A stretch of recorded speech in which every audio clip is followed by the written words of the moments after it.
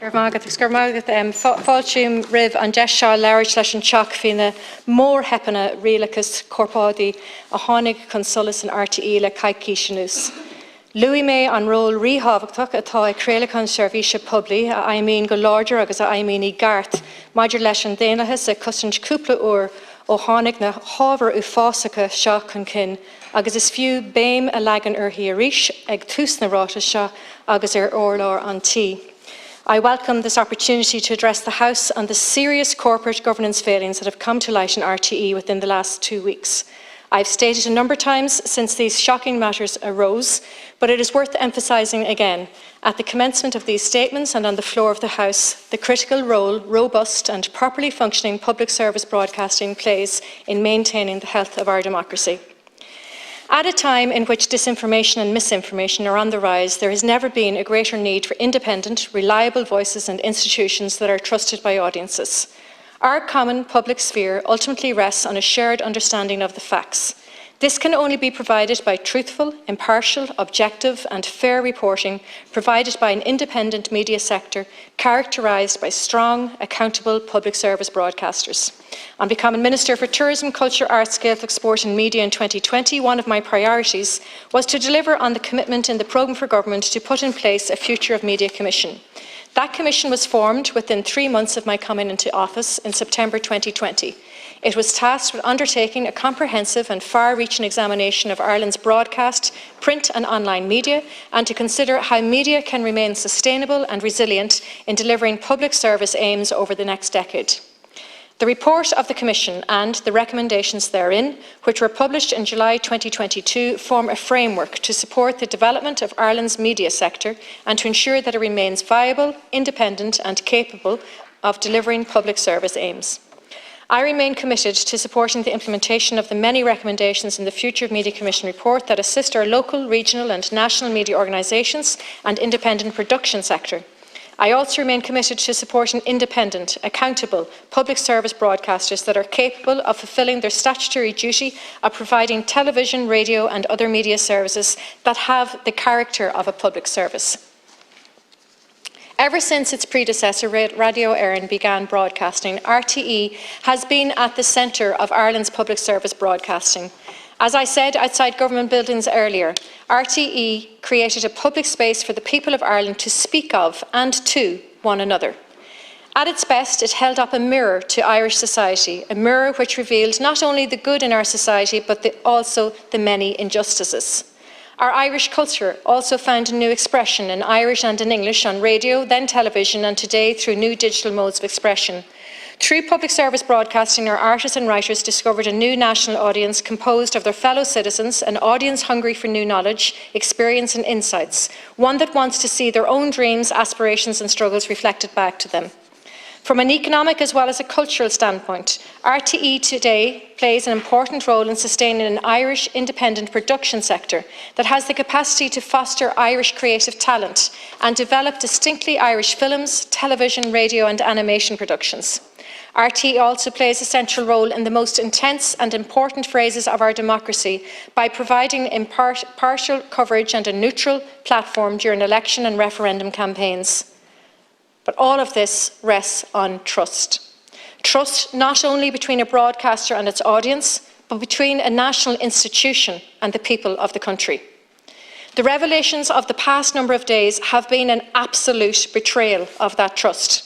They have threatened to undermine the principles of public service broadcasting itself, which are, after all, based fundamentally on revealing the truth. People need their trust in RTE restored.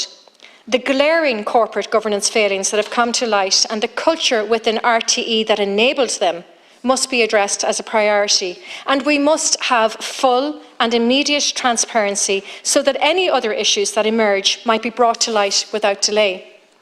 As deputies are aware, Grant Thornton have been commissioned by the RTE board to conduct a further review into the understatement by RTE of the additional €120,000 related to the period 2017 to 2019.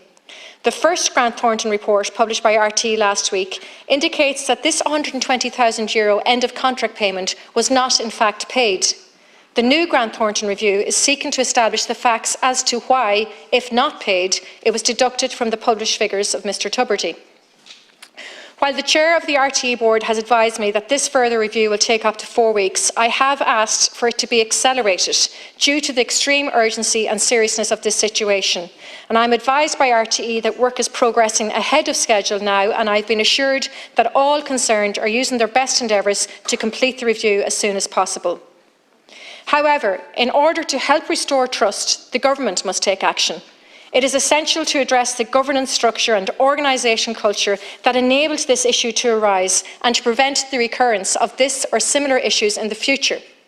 In addition, it is also essential to address certain HR issues and matters arising from the use of external contracts and the fees paid to them that are also critical to help to restore public confidence in RTE. Accordingly, and to ensure that the totality of issues at RTE are addressed, Government today approved an independent root and branch examination of RTE, comprising of 2 parallel elements, focused on, firstly, a review of governance and culture, and secondly, a review of contractor fees, human resources and other matters. The reviews will be overseen by 2 expert advisory committees, which will be assisted by professional services and have a secretariat drawn from the Department of Media. The review of governance and culture will be overseen by a committee chaired by Professor Niamh Brennan and will include Dr Margaret Cullen and a 3rd member who will be appointed in the coming days. Professor Brennan and Dr Cullen are both acknowledged experts in the field of corporate governance, and I am very grateful that they've agreed to contribute their time and expertise. The review of contractor fees, HR and other matters will be overseen by a committee chaired by Brendan McGuinty and will include Patricia King and a 3rd member who will be appointed in the coming days. Mr McGuinty and Ms King will bring their vast experience and judgment to this task, and I would like to take this opportunity to thank them for their commitment. A process will be put in place to ensure the cross-coordination between the 2 elements of the examination, which will be carried out separately but in parallel. The terms of reference for the review of governance and culture will focus on conducting an examination of RTE's corporate governance framework and advise on whether the corporate governance framework reflects best governance practice for commercial state bodies as set out in the Code of Practice for the Governance of State Bodies, complies with the relevant legislative provisions which apply to RTE, and includes a robust system of internal governance, including appropriate divisions of responsibilities, operational procedures, internal checks and balances relevant to the organisational context of RTE, and direction and oversight by the Executive Board and the RTE Board. This will include an examination of the barter account and its governance. The terms of reference also provide for an assessment of any organisational cultural characteristics and ways of conducting business within RTE identified from the corporate governance examination and that are likely to have contributed to the findings in the 2 Grant Thornton reviews commissioned by RTE. This will also involve a look at issues such as staff morale and engagement, as well as the impact of RTE's commercial income activities on its public service remit. Arising from this assessment, the report will make recommendations to reform organisational culture, which will support staff engagement and a positive working environment to deliver a more open, transparent and accountable organisation. I am also conscious that there are wider issues within RTE in relation to contracts and the terms and conditions of employment. And I have noted the comments of Robert Short, the staff member elected to the board of RTE, who at last week's joint Oireachtas committee meeting stated that many in RTE are uncomfortable with the high earnings of certain presenters, particularly in the context of an industry that is rapidly changing within an environment of declining commercial revenue. I also met last week with representatives of the RTE trade union group, including the National Union of Journalists, who voiced these and other concerns. The review of contractor fees, human resources and other matters will have the following terms of reference: to examine oversight and mechanisms by which RTE engages presenters and contractors, including fees, the use of agents, the impacts and costs borne by RTE and the governance of same; to examine issues arising from the use of short-term employment contracts at all levels; to examine employment terms and conditions with particular emphasis on gender equality, diversity and inclusion, and whether any of the existing recruitment and HR practices, in particular those outlined above, have an impact on equality and opportunity; and to make recommendations to me in relation to the above matters. I am also cognizant and wish to take this opportunity to acknowledge and commend the work last week of both the Joint Oireachtas Committee on Tourism, Culture, Arts, Sport and Media and the Public Accounts Committee in their deliberations with the representatives of the Board and Executive Board of RTE. Their work has also helped to inform the areas to be covered in the examination, and I will also, if necessary, extend the terms of reference of the reports to take account of any further issues that come to light in the course of their work. It is imperative that we get this right and allow the reviews sufficient time to do the job properly. It is expected that the examination will take 6 months from the commencement of work. I will, however, expect to receive periodic interim reports on progress during the review process.